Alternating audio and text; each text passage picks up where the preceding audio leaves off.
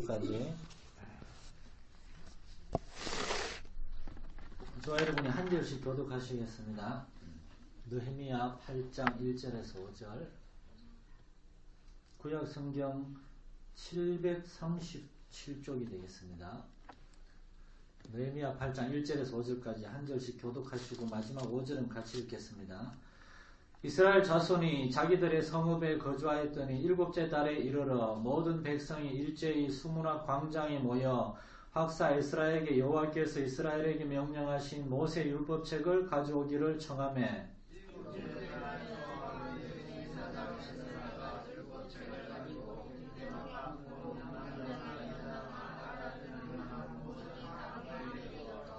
수문학 광장에서 새벽부터 정오까지 남자나 여자나 알아들을 만한 모든 사람 앞에서 읽음에 뭇 백성이 그 율법책에 귀를 기울였는데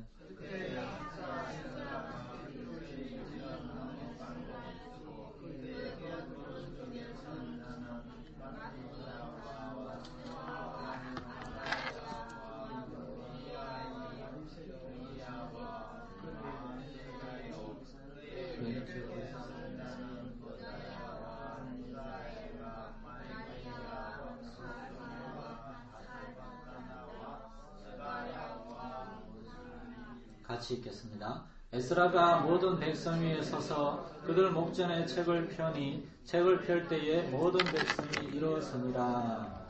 아멘. 오늘 새해 첫날 신년 강사해야 되는데 이 말씀을 중심으로 하나님의 말씀이 이끄시는 교회라는 제목으로 말씀을 나누도록 하겠습니다. 우리는 방금 구약 성경을 읽었습니다. 제가 말레이시아라는 나라에 선교사로 한 7년간 있다가 한국 들어온 지 이제 3년쯤 되는데 한국에서 3년 동안 서울에서 부목사로 있다가 설교를 많이 들었는데 구약 성경을 본문으로 한 설교가 별로 없더라고요. 대부분이 신약 성경을 본문으로 한 설교지. 하나님은 왜 구약 성경을 주셨을까요? 오늘 교회 안에서 구약 성경이 상당히 무시를 당하고 있습니다. 그런데 여러분 구약 성경을 많이 읽으시기 바랍니다. 구약 성경은 일단 재미있습니다. 이야기들이 많아요. 저도 주일학교를 보냈지만 여기 유빈이, 은빈이처럼 나중에 크면은 주일학교 때 들었던 내용들은 다 뭐 구약 다니엘 이야기, 요나 이야기, 뭐 다윗 이야기, 구약 이야기지 신약 이야기는 별로 기억이 안 납니다. 구약 성경은 우리 그리스도인의 삶의 모든 부분들을 다 보여주고 있습니다. 하나님을 믿기 전에 하나님이 없는 삶은 얼마나 비극적인가. 구약시대에 보면은 이스라엘만 하나님 믿었고 이스라엘 빼고는 다 우상을 섬겼습니다. 우상을 섬기는 나라들 얼마나 죄를 많이 짓고 뭐 자기들이 우상에게 제사를 드리 복받기 위해 제사 드린다 그러면서 심지어 저 귀엽고 예쁜 아이들을 불에 태워 제물로 바치고 그런 무섭고 끔찍한 하나님 없기 때문에 일어나는 그러한 죄악들 구약 성경은 보여주고 있고 또한 하나님께서 어떻게 당신의 백성들을 불러서 구원하시는가 보면 이제 출애굽기 보면은 이스라엘 백성들이 하나님 찾으니까 하나님이 그들에게 모세를 보내셔서 애굽 임금이 그 이스라엘 백성 안 보내려고 그러니까 10가지 재앙으로 애굽을 거의 그냥 철저하게 파멸하면서 이스라엘 백성을 구원하시고 그 가운데 또한 홍해를 쫙 가르시고 그런 놀라운 이야기들 그리고 하나님께서 이스라엘 백성들을 광야에서 40년 동안 제가 이제 금요일날 여기 교회 와가지고 여기서 이틀 동안 잤는데 가족이 없이 혼자 자니까 참 다른 것보다도 외롭더라고요. 그래서 아직은 제가 여기가 집이 아니다 생각하니까 마음이 그런 거죠. 이스라엘 백성들이 집이 없이 40년 동안 떠돌았다는 게 이게 말처럼 쉬운 일이 아닙니다. 그런데 하나님께서 그들에게 먹을 것, 입을 것, 마실 것 다 제공해 주셨습니다. 그럼에도 불구하고 하나님을 저버렸을 때 그들을 하나님께서 어떻게 벌하시는지 이러한 것들 구약 성경 많이 보여주고 있습니다. 오늘 우리 한국교회는 구약시대에 이 가나안 땅을 향해 가고 있는 이스라엘 백성들과 참 비슷한 점이 많습니다. 하나님께서는 일제 36년 그 식민지 시대와 6.25 전쟁 그 큰 위협 이 한 50여 년 상간에 그렇게 큰 전쟁, 큰 비극을 2번이나 겪었는데 우리나라를 지켜주셨고 또한 해방 이후에 우리나라를 놀랍게 축복해 주셨습니다. 한국교회도 크게 부흥했죠. 그럼에도 불구하고 오늘날 한국교회는 하나님께 얼마나 하나님 온전히 예배하고 하나님께 받은 은혜와 축복들을 우리만 누리는 것이 아니라 다른 사람에게 나누고 있습니까? 이제 뭐 마산도 그렇겠지만 서울에 보면은 텔레비전 보면은 죄다 서울의 그 큰 교회 목사님들이 교회 돈 자기가 갖다 쓰고 그냥 그 또한 뭐 자기 아들들 자기 교회 또 앉히고 이런 문제 때문에 세습 돈 문제 때문에 얼마나 교회에 많은 문제가 생기고 있습니까? 세상 사람들이 교회를 손가락질하고 있습니다. 이러할 때 우리는 하나님 앞에서 겸손하게 우리의 그러한 불순종과 그러한 것을 고백하고 하나님의 은혜를 구해야 되는데 한국교회가 그렇지 못해요. 그런데 한국교회만 생각할 게 아니라 우리 한 사람 한 사람도 한번 생각해 보십시오. 여기 앉아 계신 성도님들, 우리는 하나님께서 우리에게 더 많은 물질과 더 많은 소유, 더 좋은 직장, 더 좋은 것들을 주시지 않는 것들에 대해서 우리는 때때로 좀 섭섭해하고 불평할 수는 있지만, 그러나 우리는 하나님께서 지금까지 우리를 먹을 것, 입을 것, 마실 것 챙겨주시고 우리의 자녀들을 정말 세상에 제가 어제 저녁에 2층에서 잠깐 텔레비전을 봤는데 토요일 오후에는 사랑의 오케스트라고 그 시간에 다른 프로에서 뭐 쇼 프로를 많이 하기 때문에 잘 안 보는데 저는 사랑의 리퀘스트를 종종 보는데 거기 보면 이제 뭐 소아백혈병, 어제는 어떤 애가 아주 굉장히 희귀한 병을 앓고 있어요. 이 내장의 이 기능들이 3살 된 애기인데 자꾸 이상적으로 정식을 해서 내장이 점점 커져가지고 죽어가고 있는 겁니다. 엄마 아빠 그 아기를 보면서 엄마 아빠 잘못 만나가지고 이렇게 고통당하는 우리 아기 불쌍해가지고 막 우는 모습 보니까 저도 막 그야말로 여러분 보시기에 저는 좀 눈도 올라갔고 성깔도 있어 보이고 잘 안 울 것 같아 보이지만 굉장히 제 눈물이 많습니다. 지금도 오른쪽에서 눈물이 쉬지 않고 흐르는데 이거는 눈물샘이 막혀서 그런 거고, 어젯밤에 정말 많이 울었습니다. 서울에 우리 애들 생각도 나고 하나님 우리 애들 정말 건강하게 손가락 발가락 5개씩 다 낳게 해주셔서 여기 유빈이 은빈이도 이렇게 예쁘게 마산에서 이렇게 예쁜 애들 처음 봤어요. 마산에서 처음 본 애들이긴 하지만 어른 예배 앉아가지고 찬송 다 따라하고 정말 하나님 우리 자녀들 우리 손자들 이렇게 건강하게 예쁘게 태어나게 해주셔서 고맙습니다. 그렇게 우리는 하나님께 감사해야 됩니다. 안 주신 것들에 대해서 불평할 것이 아니라 이미 주신 것들을 성경은 받은 복을 헤아려 보라고, 그렇게 우리 하나님께 감사할 수 있어야 되는데 오늘날 그리스도인의 삶에서 이러한 감사와 겸손, 자족함 이러한 것들을 정말 잊어버리고 내 이웃을 내 몸과 같이 사랑하라는 말씀을 우리가 따르지 않는 그런 모습들이 많이 있습니다. 우리 심령 속에 우리의 삶 속에 이러한 하나님의 은혜와 하나님의 복들에 대한 깨달음들 감사하고 정말 매일 매순간 나는 어떻게 하면 하나님을 기쁘시게 할까, 이 하나님의 은혜와 사랑을 다른 사람에게 전하고 나눌 수 있을까 고민하는 것이 우리 그리스도인의 삶이 되어야 하는데 오늘날 우리가 그렇지 못합니다. 그래서 오늘 우리는 느헤미야 8장을 보기를 원하는데 오늘 본문은 무슨 얘기인가 하면은 이스라엘 백성들이 하나님께 이 불순종하고 우상을 숭배해가지고 바벨론이라는 나라에서 망해가지고 바벨론의 포로로 잡혀가가지고 자그마치 70년 동안 포로 생활을 했습니다. 그런데 70년이 지난 이후에 하나님께서 이스라엘 백성들을 구원해 주셨어요. 우리나라는 일본의 식민지 생활을 만 36년 35년이죠. 횟수로 36년 했는데 이스라엘 백성은 70년 동안 바벨론의 통째로 잡혀가가지고 포로 생활하다가 마침내 하나님께서 이스라엘 백성들을 풀어주셨습니다.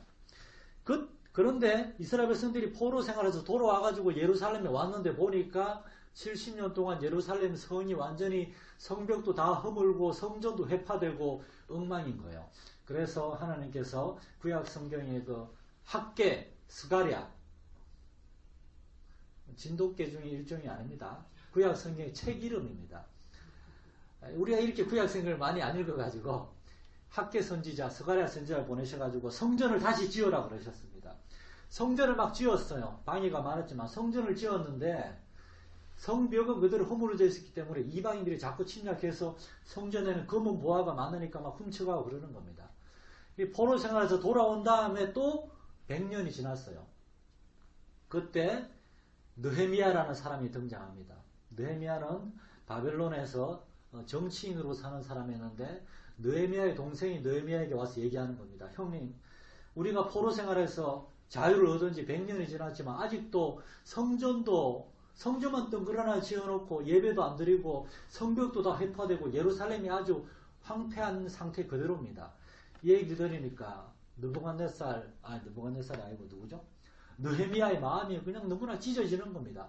하나님께서 우리를 이 포로 생활에서 구원해 주셨는데 하나님께 감사하고 성전을 짓고 성벽도 짓고 함께 모여서 예배하고 이제 옛날에 그 하나님의 복을 받던 그 이스라엘 제사장 나라 그 시대로 돌아가야 되는데 그렇지 못한 이스라엘 백성들의 삶에 대해서 너무나 괴로운 마음으로 하나님께 기도했습니다. 하나님, 나를 예루살렘으로 보내주시면 내가 성벽을 재건해가지고 이스라엘 백성들이 안전한 가운데 하나님께 예배하도록 하겠습니다. 하나님의 복으로 여러분 느헤미야 읽어보시면 아시겠지만 2장에 느헤미야가 예루살렘에 돌아왔습니다. 그래서 2장부터 6장까지 느헤미야가 이제 백성들을 이끌어 성벽을 재건하는데 굉장히 성이 큽니다. 100년 동안 회파된 상태였던 성벽을 며칠 만에 재건하는가 하면 52일 만에 재건합니다. 굉장히 놀라운 겁니다. 오늘날 아파트 하나 지으려고 그래도 이렇게 빨리 못 짓는데 그 넓은 예루살렘의 성벽을 52일 만에 100년 동안 손도 못 대고 있던 것을 하나님이 세우신 지도자가 오니까 52일 만에 다시 지은 것입니다. 백성들이 너무 기분이 좋아가지고 느헤미야 7장에 보면 함께 모여서 이제 우리가 하나님께 예물을 드려서 이 예물로 정말 제사장들과 레위인들을 모아서 예배를 회복하고 예루살렘의 가난한 사람을 도와주겠습니다. 막 그러는 겁니다. 그게까지가 느헤미야 1장에서 7장까지 얘기고 8장에 이제 오늘 우리가 읽은 본문에 이제 1절에 보면은 거기서 그치는 것이 아니라 8장 1절에 이렇게 나옵니다. 이스라엘 자손이 자기들의 성읍에 거주하였던 7자 따라 이르러 모든 백성이 일제히 수문 앞 광장에 모였다고 되어 있습니다. 누가 시킨 게 아니에요. 백성들이 막 모였습니다. 왜 모였을까요? 백성들은 왜 이렇게 막 모이기 시작했을까요? 7째 달 초하루라는 말은 무슨 뜻인가 하면은 성벽이 6째 달 25일에 다 재건이 됐습니다. 성벽이 재건되고 한 5일이나 6일 지나고 7째 달 초하루 1일이죠. 이스라엘 백성들은 100년 동안 회파되었던 성벽이 느헤미야의 지도로 52일 만에 재건된 걸 보면서 하나님이 살아계시는구나. 하나님이 우리와 함께 하시는구나. 이 성벽을 지을 때 주변에 산발락과 도비아라고 하는 사마리아 사람들이 엄청 회방을 많이 놨습니다. 우상을 섬기는 사람들이 이 예루살렘 성전을 중심으로 한 성벽을 못 짓도록 회방을 많이 놨어요. 느헤미야 막 죽이려고 그러기도 하고. 그런데도 52일 만에 성벽이 재건된 걸 보면서 백성들은 정말 이스라엘의 하나님, 여호와라고 하는 하나님이 살아계시고 우리와 함께 하시고 우리를 지켜주시기 위해 성벽을 재건하셨구나. 그런데 우리는 그 하나님에 대해 잘 모른다. 하나님에 대해 알고 싶다. 그러한 마음으로 1절에 백성들이 다 광장에 모여가지고 그 다음에 중요한 말이 나옵니다. 1절에 보면 학사 에스라에게 여호와께서 이스라엘에게 명령하신 모세의 율법책을 가져오기를 청하매 부탁하매 백성들이 자발적으로 모여가지고 학사란 말은 성경을 가르치는 사람이라는 뜻인데 에스라 오늘날로 말하면 목회자들이죠. 목사님을 불러가지고 모세의 율법책 하나님의 말씀이 기록된 율법책을 가져와서 우리에게 읽어주시오. 우리에게 가르쳐주시오라고 부탁을 하는 겁니다. 다시 말해서 그들이 모인 목적은 딱 한 가지. 바로 그들을 구원하여 주시고 지켜주시는 하나님. 그 하나님의 말씀을 듣기 위해서 모였다는 사실입니다. 여러분, 우리가 이 추운 겨울날 다른 사람들은 따뜻한 찜질방 가기도 하고 오늘 새벽에 제가 일어나서 세수도 하고 꽃단장을 하려고 그 앞에 목욕탕을 갔습니다. 근데 물이 차갑더라고요. 얼마나 화가 났는지. 따뜻한 물을 때문에 갔는데 샤워기 물을 미지근하게 해놓은 거예요. 대피 놓지 않고. 화가 나서 그 탕에 있는 뜨거운 물로 이렇게 막 대충 씻고 나왔는데, 근데 자관 이 추운 새벽에 따뜻한 어디 스파랜드 이런 데 놀러 갈 수도 있는데 우린 다 주일날 예배당에 나왔습니다. 오늘 아침에 말까 여러 군데 교회 차들이 돌면서 아이들과 어른들을 실어서 예배당으로 향하고 있더라고요. 우리가 교회에 모이는 목적은 무엇입니까? 뭐 여러 가지가 있겠지만은, 그러나 가장 중요한 목적은 우리는 살아계신 하나님의 말씀을 듣기 위해서인 줄 믿으시기 바랍니다. 하나님의 말씀을 듣기 위해서. 바벨론에서 돌아왔다가 100년 동안 황폐화된 예루살렘에서 뭘 어떻게 해야 될지 모르고 그렇게 살아가던 백성들이 느헤미야의 지도하에 성벽을 다시 짓고 이제 이방인들의 그러한 위협에서 안전하게 되고 하나님께 예배 드릴 수 있게 되고, 느헤미야 7장에 보면 막 모여가지고 하나님께 헌금하고 예배를 드리기로 그렇게 약속을 하는데, 이러한 일들을 52일 만에 경험한 그들은 야, 정말 하나님이 살아계시구나, 하나님에 대해서 알고 싶다, 하나님의 말씀을 듣고 싶다, 이러한 갈급함을 가지고 율법 학사인 에스라를 부른 것입니다. 여러분, 여기서 또한 우리가 기억할 것은 이들은 율법 학사 에스라를 불러가지고 우리에게 하나님의 말씀을 가르쳐달라고 부탁한 것입니다.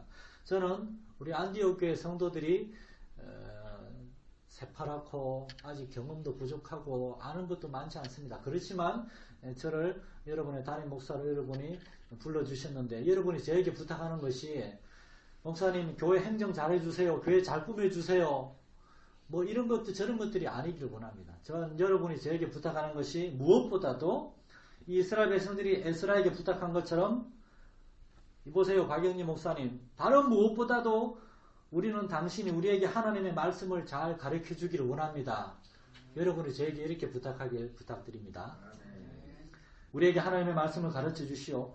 하나님께서 우리의 매일매일의 삶 가운데 어떻게 역사하고 계시고 우리가 그 하나님을 어떻게 섬겨야 될지, 그래 어떻게 하면 우리가 하나님을 기쁘시게 하고 하나님의 복을 받을 수 있는지를 알려주시오. 저는 여러분에게 하나님의 말씀을 통해서 이것을 가르쳐 드리길 원합니다. 여기 이스라엘 백성들 보십시오. 이들이 모였을 때 그들이 하나님께 대해 갈급함이 성경에 몇 가지로 이렇게 표현이 됩니다. 첫째, 모든 백성이 모였어요. 몇 명만 모인 게 아니고 예루살렘의 모든 백성이. 2절에 보면 뭐라고 합니까? 7째 달 초하루에 제사장 에스라가 율법책을 가지고 회중에게 왔는데, 회중이 어떤 사람들인가 하면 남자나 여자나 알아들을 만한 모든 사람이라고요. 3절에도 수문앞 광장에서 새벽부터 정오까지 남자나 여자나 알아들을 만한 모든 사람, 다시 말해서 남녀노소, 할아버지 할머니는 물론이요, 말귀를 알아들을 수 있는 애들까지 다 모아놓고 하나님의 말씀을 들었다는 것입니다. 오늘 우리 유빈이 은빈이 같이 예배 드리는데 뭐 나중에 애들이 많아지면 옆방으로 쫓겨날 수도 있겠지만, 그러나 우리 애들이 같이 어른 예배 드리는 건 참 좋은 것 같습니다. 제 설교를 어렵게 안 할 거예요. 쉽게 할 거예요. 여러분, 어릴 때 하나님의 말씀을 잘 듣고 배워야지 정말 예수는 그 지혜와 키가 자라가며 하나님과 사람에게 사랑받더라 하는 것처럼 아이들이 그렇게 자라나지, 하나님의 말씀을 듣지 않고 자라나면은 애들 정말 성격이 이상해집니다. 제가 몇 년 전에 어떤 식당에서 밥 먹다가 너무나 무서운 광경을 봤어요. 애기 엄마, 유치원생쯤 돼보는 애들 엄마 두 분이 싸우는데, 정말 그분들 싸우는 걸 보면서, 야, UFC인가? 그거 있지 않습니까? 이렇게 그 뭐라 그러죠? 그걸? 한수 뭐라 그래요? 한국말로. 레슬링인가? 이종격투기. 세계에서 가장 무서운 사람은 이종격투기 선수가 아니라 유치원생 아이를 둔 엄마구나. 이 애들이 실수로 싸우다가 한 애가 상처가 났어요. 상처난 애 엄마가 정말 누가 가면 내 아들 얼굴에 상처를, 그 분노가 폭발한 걸 헐크처럼 막 큰일 나, 직원이 와서 사정하고 경찰이 와서 끝났습니다. 살짝 좀 긁혔다고.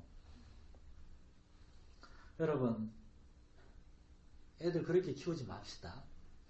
우리 애들 상처도 좀 나도 됩니다. 그럴 때 예수 믿는 엄마라면, 아이고 얘들아 장난 살살 쳐야지. 저쪽 엄마가 막 미안해 할 거잖아요. 그러면 괜찮습니다 어머니, 뭐 애들 놀다 그럴 수도 있죠.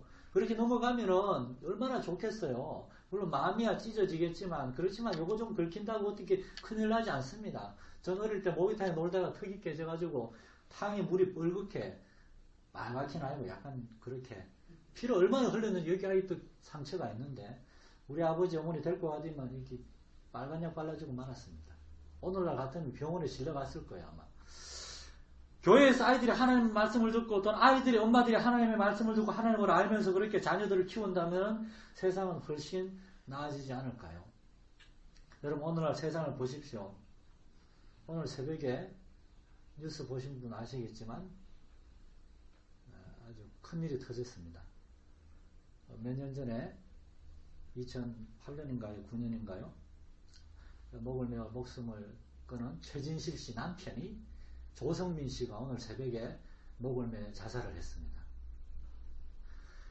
조성민, 최진실 커플이 2000년에 결혼할 때 그때 제가 한국에 있었는데 막 세기의 결혼이었죠. 최진실은 그 당시 한국의 톱스타였고 조성민은 잘 나가는 야구 선수였고 조성민 씨는 키가 194cm입니다. 여기 서면 이걸 뚫을 겁니다. 아마 이렇게. 몸무게가 100kg가 되고 야구 선수보다는 뭐 레슬링 선수 같은데 우리나라 키가 180 안 되면 루저라고 이렇게 뭐 패배자라고 그러는데 저는 키가 딱 170밖에 안 되는데 그 190이 넘는 키에 잘생겼고 돈도 많고 아내도 그렇게 유명한 영화배우 탤런트고 그런데 그들이 3년 만에 파경을 맞고 그 이후로 양육권 소송을 하고 최진실 악플에 시달리다가 목숨을 끊고 얼마 전에 텔레비전에 남자의 자격이란 프로이거 환희하고 또 딸 이름은 까먹었는데 아들 딸이 9살 10살짜리 애들이 나왔는데 얼마나 예쁘게 컸는지 몰라요. 그 생부가 오늘 새벽에 목숨을 끊은 겁니다.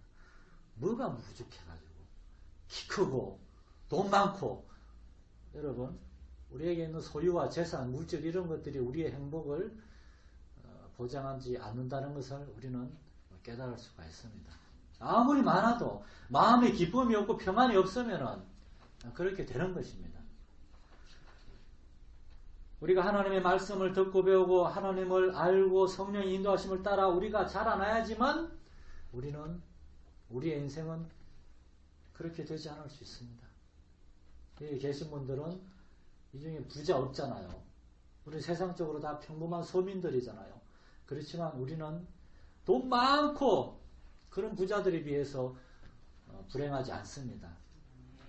저희 가정도 저는 목사로서 우리 가정이 정말 믿는 사람들이 본이 되어야 된다고 생각하는데 목회자 수입이 얼마나 되겠습니까? 서울에서 이제 부목사로 진짜 뭐 아주 그냥 딱 생활비만 받으면서 살았는데 저하고 제 아내하고 이제 오래됐으니까 이제 11살짜리 8살짜리 제 아들 딸 정말 한 번도 돈 많은 부자 부러워해 본 적이 없습니다. 뭐 애들 장난감 우리 교회 성도들이 쓰던 거 거의 새 거 같은 거 주고요. 옷도 많이 줘가지고 옷도 그냥 너무 쌓였어요. 옷 많아가지고 몇 개는 뽑아가지고 따로 포장해서 말레이시아에 있는 제 동료 선교사들한테 보내줘야 될 정도로 우리 아이들은 아주 그냥 어릴 때부터 그렇게 커서 새 옷하고 다른 사람이 준 옷하고 구분을 못해요. 무조건 옷이 생기면 다 새 옷입니다. 그냥. 그리고 어떤 분이 저한테 또 차를 하나 뭐 중고차긴 하지만 선물로 주셔가지고 한국에 오자마자 잘 쓰고 있고 기름값이 점점 비싸져가지고 그나마 또 힘들지만 그렇지만 불행하지 않습니다. 행복합니다. 여러분 하나님을 알고 하나님의 말씀 하나님의 성령 인도하심을 받을 때 우리는 이렇게 될 수가 있는 것입니다. 그래서 우리 아이들 때부터 우리는 하나님의 말씀을 듣고 배우고 이 중에 아이들 자녀들이 혹시나 교회 안 다니는 분들이 있으면 기도하시기 바랍니다. 여러분 반드시 하나님의 말씀 하나님의 은혜 안에서 자라나야 됩니다. 그 다음에 또 이스라엘 백성들은 하나님의 말씀을 얼마나 열심히 들으려고 그랬는가 하면은 3절에 보면 새벽부터 정오까지 서서 하나님의 말씀을 들었는데 새벽부터 정오가 몇 시간인가 하면은 6시간입니다. 6시간. 6시간 동안 이들은 하나님의 말씀을 들었습니다. 오늘날 예배 시간 1시간 넘어가면은 난리가 나죠, 그냥. 저 큰 교회들 보면요. 11시 예배가 시작해서 12시 되면요. 막 뒤에 나갑니다, 이렇게. 그러니까 12시 반에 약속들을 다 잡아놓은 거예요. 정신도 약속 잡으시면 안 됩니다. 제가 12시 반까지 설교할 일은 절대 없을 거지만은, 저는 웬만하면 12시까지 예배는 다 마칠 거지만, 설교 30분 넘어서면은 벌써 그냥 막 투덜투덜하고, 여러분, 드라마 몇 분 합니까? 일일 드라마는 30분 하지만, 주말 드라마는 1시간 하잖아요. 주말 드라마 1시간은 눈 깜짝할 새에 지나가는데, 설교 30분은 왜 이렇게 긴지, 여러분, 설교 시간에 좀 더 많이 할애해 주십시오. 예배 시간에 많이 할애해 주십시오. 이 백성들은 남녀노소 모여가지고 그렇게 긴 시간 동안 하나님의 말씀을 그렇게 듣고, 또한 우리가 읽진 않았지만 6절부터 보면 그들은 그 말씀을 듣고 하나님 앞에 울었습니다. 하나님 앞에 울었어요.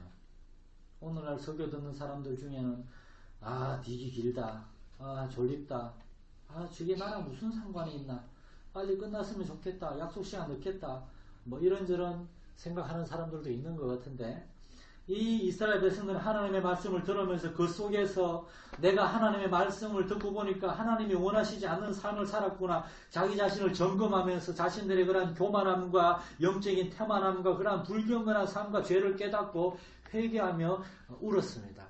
오늘날 우리가 하나님의 말씀 앞에서 그렇게 겸손하게 반응할 수 있는 여러분 되시기를 간절히 축원합니다. 마지막으로 우리는 말씀을 마치기 전에 이 에스라라는 사람에 대해서 잠깐만 주목하고 마치겠는데, 백성들은 에스라를 불렀어요. 그런데 여러분, 놀라운 것은 이 이스라엘 백성들이 하나님 앞에 우리가 하나님을 알고 싶다, 하나님의 말씀을 들어야 되겠다라는 그러한 갈급함이 생겼을 때 그들의 옆에는 에스라가 있었다는 것입니다. 그들의 옆에 하나님의 말씀을 가르쳐 줄 수 있는 에스라 같은 사람이 없고 죄의 거짓 선지자들만 있었다면 어떻게 됐겠습니까? 이 에스라는 어떤 사람인가 하면 9절에 보면은 제사장 겸 학사, 율법 학사라 되어 있고, 이제 에스라서 7장에 보면은 이 에스라가 자기 자신에 대해서 이렇게 소개하고 있습니다. 에스라는 여호와의 율법을 연구하여 준행하며 그 율례와 규례를 이스라엘에게 가르치기로 결심한 사람이었습니다. 이 에스라가 예루살렘에 온 목적은 여호와의 율법을 연구하고 준행하여 백성들에게 가르치기로 결심했다고. 에스라는 하나님의 말씀을 깊이 연구하길 원했습니다. 저는 개인적으로 여러분께 부탁이 있는데, 저는 오전 시간은 철저하게 하나님의 말씀을 읽고 연구하고 묵상하고 여기에 바치기로 저는 하나님 앞에 헌신을 했습니다. 그래서 어제도 그제는 제가 차 타고 오느라고 어쩔 수 없었지만, 어제는 오전에 이렇게 마산 도서관이 있더라고요. 도서관에 가가지고 1시까지 오전 내내 성경을 읽고 묵상하고 설교도 준비하고 그런 시간을 가졌습니다. 아마 주중에도 월요일부터 아마 금요일 토요일까지 오전 시간엔 제가 아마 이렇게 성경을 읽고 묵상하고 설교를 준비하는 데만 바칠 겁니다. 혹시 제가 필요하시더라도 물론 급한 일이 있으면 오전에 연락하시고 아니면 오후에 연락하시면 제가 나가도록 하겠습니다. 그러니까 하면은 여러분들 직장에서 열심히 일하시잖아요. 목회자들은 직장을 다니지 않습니다. 여러분이 목회자들에게 사례비를 주면서 목회자로 우리에게 하나님의 말씀을 가르쳐 주세요라고 했을 때 목회자가 하나님의 말씀을 잘 가르치기 위해서 여러분이 열심히 직장에서 일하는 것만큼은 못할지라도 그렇게 열심히 기도하고 성경을 연구하고 해야 되는데, 오늘 한국교회에 우리 목회자들이 이런 말씀을 깊이 보고 연구하지 않습니다. 그냥 대충대충 보고 대충대충 준비하는 사람들도 많이 있다고 합니다.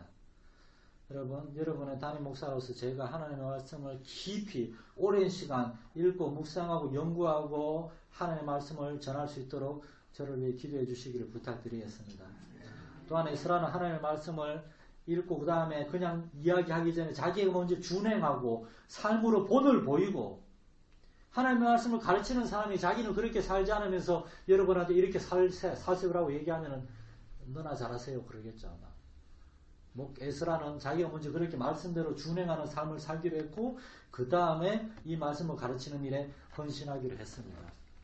저는 우리 안디옥 교회가 여기 이스라엘 백성들처럼 하나님의 말씀을 듣고 하나님을 알고 하나님의 은혜를 깊이 경험하고 하나님과 동행하는 삶을 살기 위해서 목사님 우리에게 하나님의 말씀을 가르쳐 주세요 라고 말할 수 있는 성도들이 되기를 원하고, 저는 여러분의 목회자로서 에스라와 같이 하나님의 말씀을 깊이 연구하고 준행하고 이 말씀을 가르치는 삶을 살기를 원합니다. 그래서 우리 안디옥 교회가 하나님의 말씀이 이끄시는 그러한 교회가 되었을 때 하나님께서 기뻐하시고 우리 안디옥 교회에 하나님의 말씀을 듣고 싶어하고 하나님을 알려고 하는 사람들, 그러한 사람들을 보내주실 줄로 믿습니다. 이러한 교회가 되기를 간절히 축원합니다. 기도하겠습니다. 하나님 아버지, 이 아침에 우리가 함께 모여서 하나님 앞에 예배드리며